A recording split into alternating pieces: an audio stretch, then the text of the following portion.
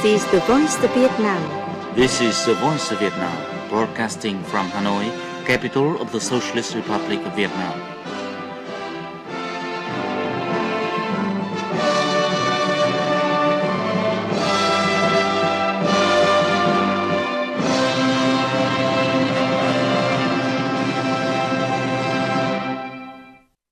Hello and welcome to the Voice of Vietnam. I'm Nguyen. In today's show, after the news, in current affairs, we'll look at the importance of the law on digital transformation, which reflects Vietnam's commitments to a sustainable, human-centered digital future. And then, our letterbox acknowledges the letters and email listeners sent us during the week. But first, here's the news.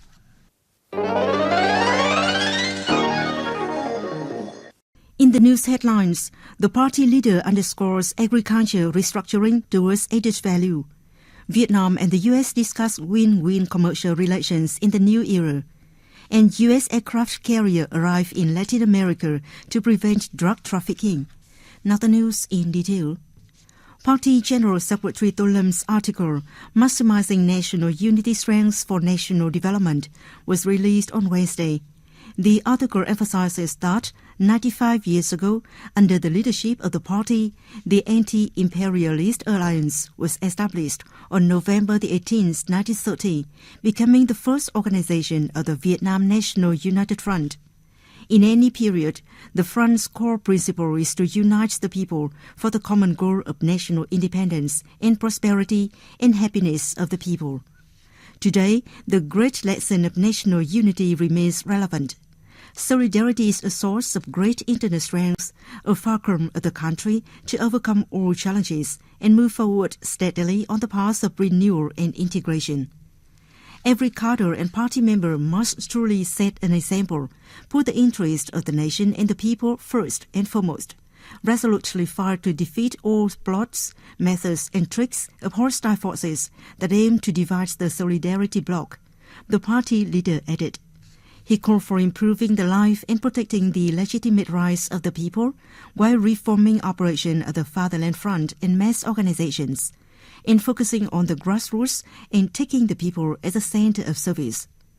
The article concludes that in the face of the intertwined opportunities and challenges, unity is the source of will, belief, and strength to achieve the goal of building a strong, prosperous Vietnam with happy people. Party General Secretary To Lâm on Wednesday stressed the need to restructure agriculture towards ecology and added value as he addressed a ceremony in Hanoi marking the 80th anniversary of the agriculture and environment sector. General Secretary Lâm requested the sector to continue to renew mindset, act more decisively and effectively, and fully institutionalize the party's guidelines on agriculture, farmers and rural areas, resource management, environmental protection and climate change response into the legal system.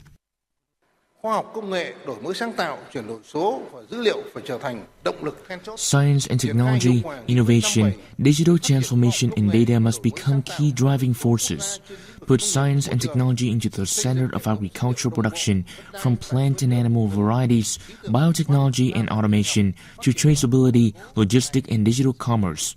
Encourage the model of scientists, businesses, cooperative, farmers to participate in the value chain. On this occasion, party leader To Lâm presented the first-class labor order to the Ministry of Agriculture and Environment.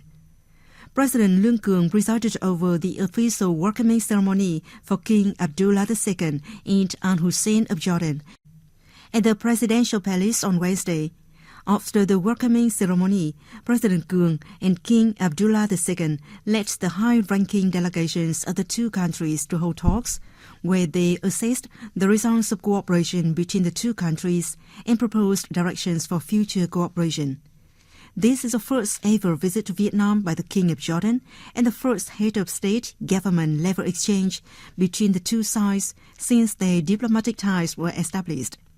The visit coincides with the 45th founding anniversary of diplomatic ties between Vietnam and Jordan, offering an opportunity to usher in a new chapter of partnership.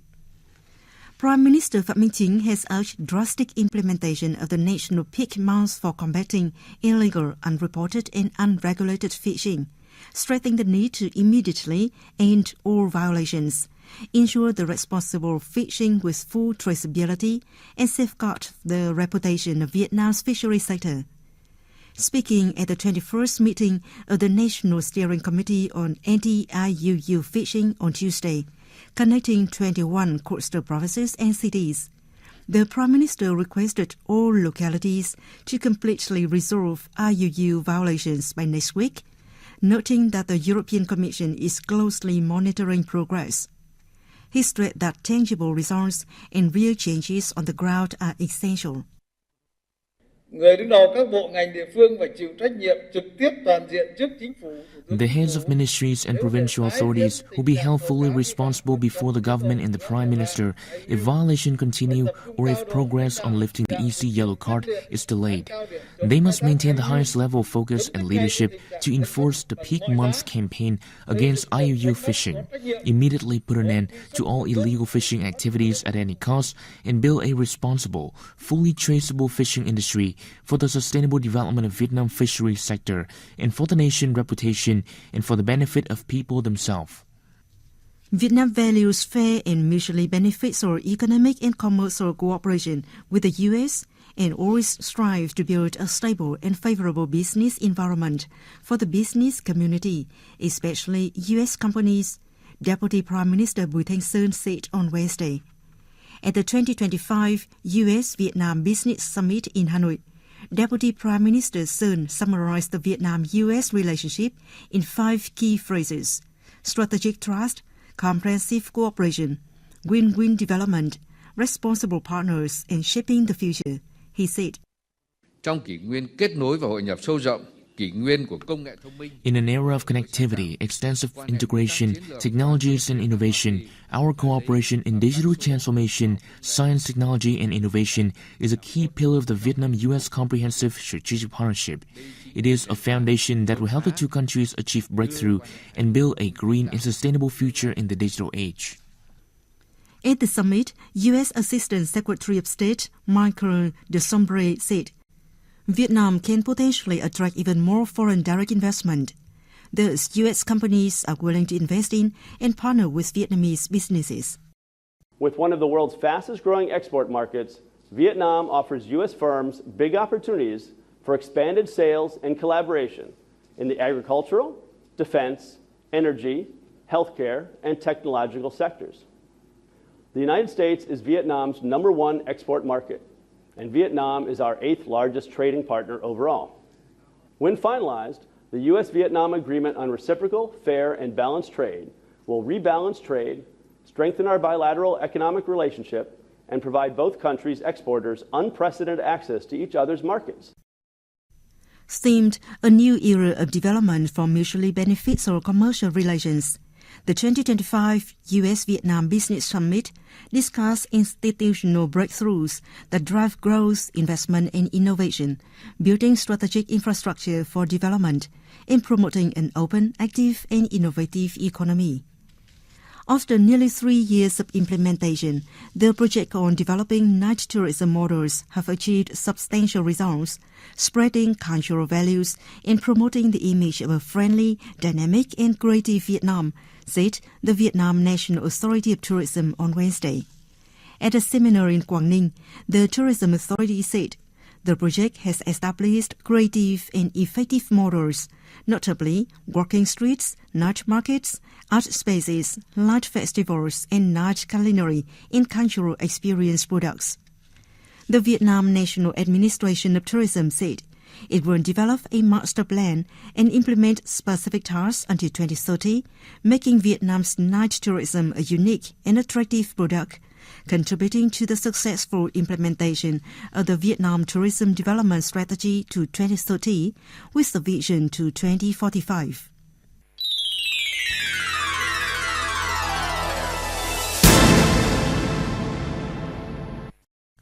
And now for the world news.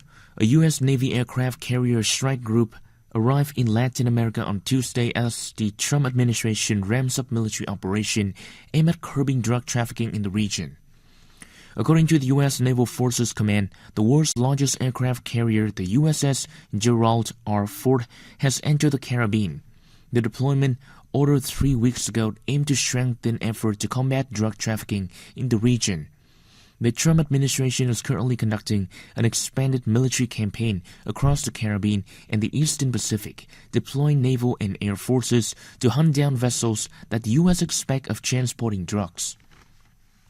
Russian Foreign Minister Sergei Lavrov said Tuesday that Russia is ready to extend the new Strategic Arms Reduction Treaty New START for a year before it expires in February next year, noting that Russia has no plans to conduct nuclear tests unless another nuclear-armed nation does so first.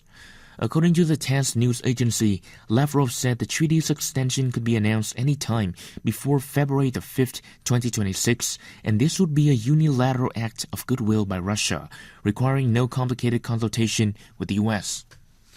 To end the news, here are the headlines once again. Party leader underscores agriculture restructuring towards added value. Vietnam and the U.S. discuss win-win commercial relations in the new era. And U.S. aircraft carrier arrive in Latin America to prevent drug trafficking. That's the news on VOV.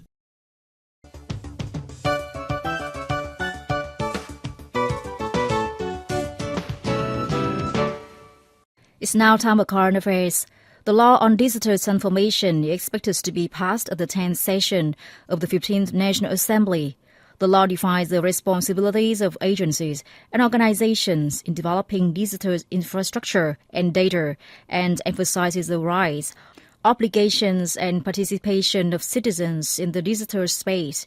It reflects Vietnam's strong commitments to building a sustainable digital environment. The law on digital transformation lays an institutional foundation for developing a digital government, a digital economy, a digital society, and digital culture. It clearly defines the responsibilities of the state, enterprises, and citizens in the digital transformation process. The draft law on digital transformation institutionalizes party and state policies, particularly the Politburo's Resolution 57, addressing challenges facing Vietnam's digital transformation. Minister of Science and Technology Nguyen said, Mục đích ban hành luật, hoàn thiện hệ thống pháp luật để thúc đẩy chuyển đổi số toàn diện. The law aims to perfect the legal system to promote comprehensive digital transformation toward the formation of a digital nation. It regulates the relationships between entities in digital activities and strengthens international cooperation and integration. The law is based on party and state directions on national digital transformation, ensuring consistency with existing legal frameworks and international treaties. The law on digital transformation provides a legal framework for development and lays the foundation for a safe, human-centered, and humane digital society. All digital transformation activities aim to serve citizens better, from administrative procedures and public services to healthcare, education, and social welfare. The law clearly stipulates the responsibilities of state agencies to simplify processes, ensure transparency, and guarantee equal access for all citizens, regardless of region, economic status, or economical literacy. The law places special emphasis on protecting personal data and information security in cyberspace and building trust, a key factor for confidently engaging in and benefiting from digital transformation. It encourages digital skills development and digital literacy and helps people acquire the necessary competencies to use technology and avoid being left behind. National Assembly Deputy Nguyen of Ho Chi Minh City said, Luật chuyển đổi số được ra đời để trong cái bối cảnh tình hình thực tế nó cũng đang rất là cần thiết. Thì chúng ta mới thực hiện. This law is urgently needed as we develop the digital economy, digital government, and digital society. A legal framework is essential. The law on digital transformation is highly specialized and interconnected with current laws like the cybersecurity law and the law on electronic transactions. It focuses on building a digital government and digital society, standardizing digital procedures, reducing transaction costs, and ensuring information transparency. Once the law is adopted, the implementation of the digital literacy program will be clearer and citizens will understand it better. Digital transformation is about people. Citizens are the agents and the beneficiaries of the transformation.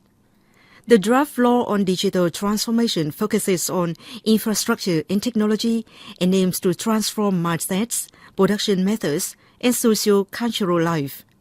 Article 33 on developing digital culture is a major step forward, upholding the spirit of the resolution of the 13th National Party Congress, which identifies culture as the spiritual foundation of sustainable development. The law focuses on digital skills education, integrates it into school curricula, and sets national digital competency standards. Nguyen, Deputy for Ho Chi Minh City, said, incorporating digital culture education into digital human resource training will build digital citizens who are cultured, responsible, and ethical in cyberspace. Một trong những cái trụ cột để phát triển thì phải là con người. Thế thì khi mà có hạ tầng, có con người rồi. One pillar for developing a digital society is people, the human infrastructure. We must ensure that the human foundation operates sustainably and gives individuals opportunities to demonstrate their talent and participate fully in the digital transformation process. The law on digital transformation provides a legal basis for national digital transformation and affirms Vietnam's vision of building a safe, human-centered, humane digital society. This is an essential step to make technology serve development and turn digital transformation into a new driving force for national modernization.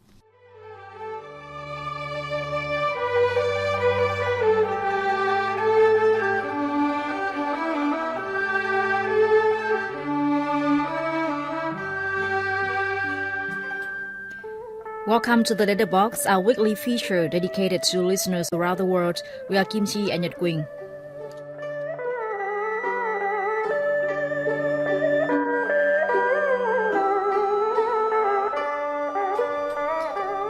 This past week, VOV World received more than 420 letters and phone calls from listeners in 32 countries and territories. A big thank you to each of you who took the time to write, to comment, and to ask questions, and even to share your worries with us. That's right. And this week's letters and emails carried a great deal of emotion.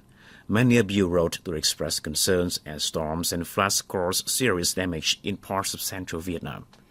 Our friend Shimoy Mahato from India sent a heartwarming message. Quote, "We are deeply worried after hearing news reports about record rainfall and devastating floods in central Vietnam. Our radio club is extremely saddened by the tragedy, and we are praying for the health and spirits of everyone affected." Unquote. Chinmoy, thank you. During natural disasters, messages like yours remind us that humanity has no borders. Radio waves cross oceans, but compassion crosses hearts.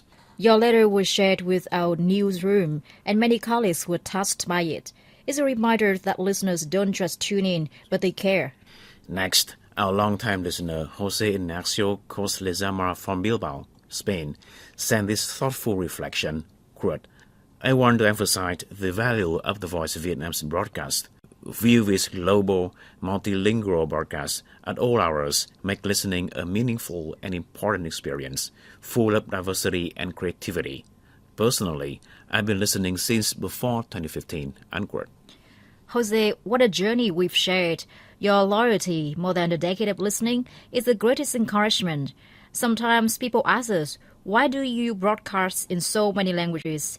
And your comments give the best answer, because every voice in the world deserves a window into Vietnam. And because every listener becomes part of a living bridge of friendship.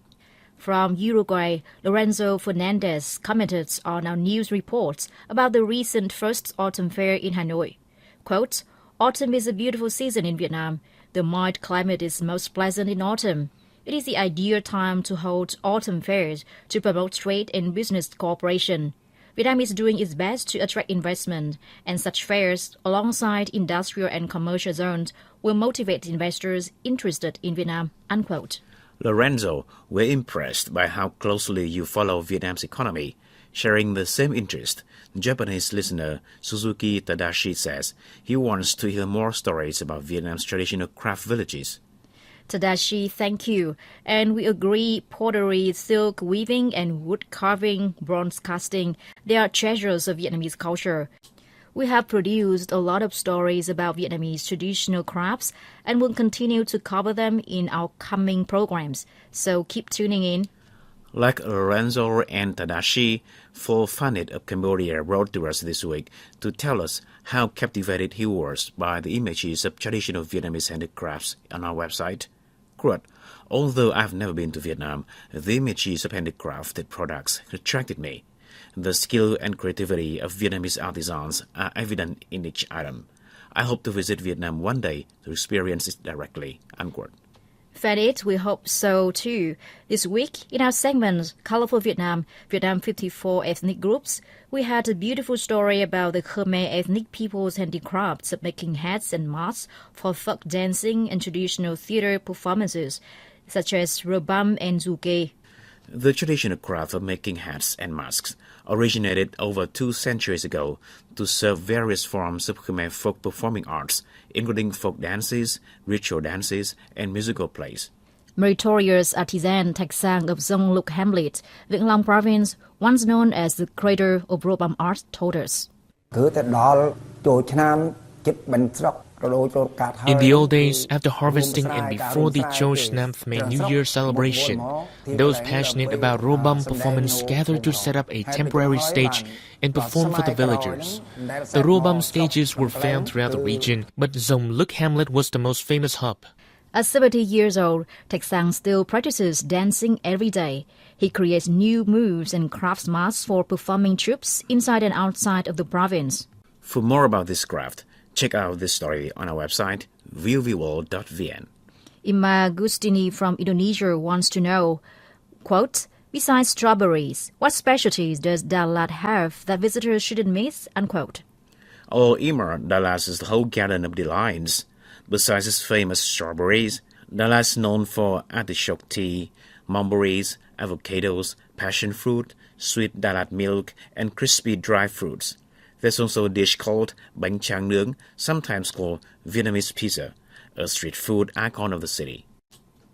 And since Dalat has cool weather year-round, even its lettuce tastes like it grew in spring.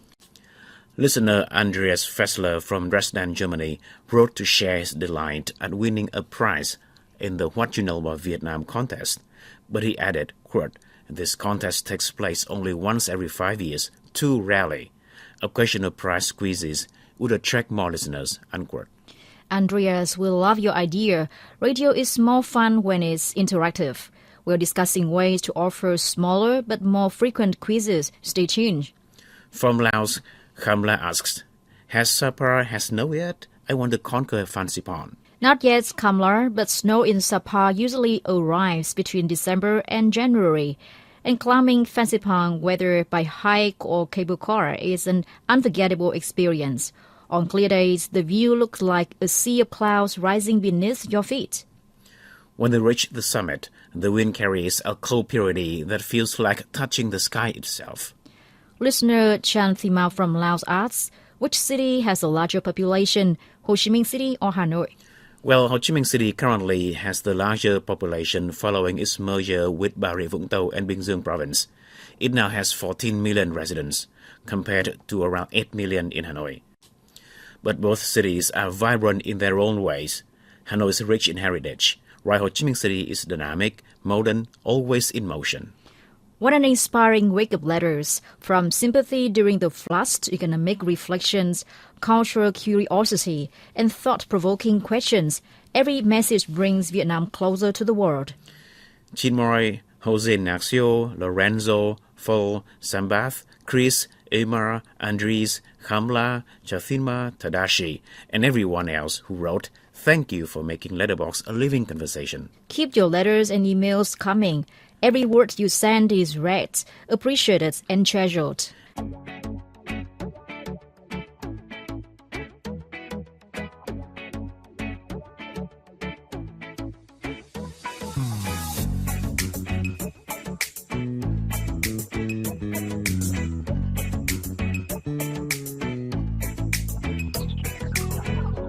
Lâu nơi tôi vẫn sống giữa phố xa đông vui, tiếng xe che tiếng nói. Lâu nơi tôi vẫn sống với laptop TV, người đi qua nhau trong một câu. Hôm nay tôi muốn đến những góc phố xa xôi, những nơi chưa ai tới. Hôm nay tôi muốn đến những ngóc ngách thôn quê. Giờ đây tôi cất hết bao nỗi buồn, xách ba lô lên và đi, không nghĩ suy âu lo về ngày mai. Bon bon trên những chuyến xe, cất hết bao nỗi buồn, phá không gian giam cầm ta trong những ưu tư mỗi ngày. Đắm lấy thế giới tôi đang nhìn kia trong gian đạp xa xa. Ba bốn anh đang dắt nhau ra đồng, kia trường tốt tên lênh đênh, bông cát tươi, bác người dân cười vui. Kia có em bên trung du trên núi cao, đôi má hay không đào. Kia sông sâu rực hang vu, mang nét riêng, không nơi đâu sánh bằng. Ôi Việt Nam.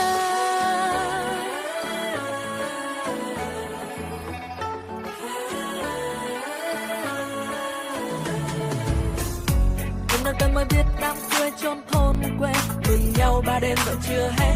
Hôm nay tôi mới biết những vách núi treo leo, chợ khuya Sapa tình Lai Láng. Hôm nay tôi mới biết lúa nếp gói cơm lam, ngọt thơm hương Tây Bắc. Hôm nay tôi mới biết mái ngói vách tranh xưa. Giờ đây tôi cất hết bao nỗi buồn, xách ba lô lên và đi, không nghĩ suy âu lo về ngày mai. Bon bon trên những chuyến xe, cất hết bao nỗi buồn, phá không gian giam cầm ta trong những ưu tư mỗi ngày. Đón lấy thế giới tôi đang nhìn kia trong gian đạp xa xa.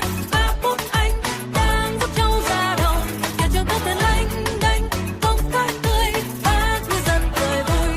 Kia có em bên trung du trên núi cao, đôi má hay không đào. Kia sông sâu rừng hoang vu, mang nét riêng, không nơi đâu sánh bằng.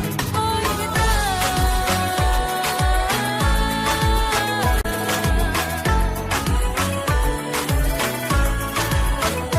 Ôi Việt Nam.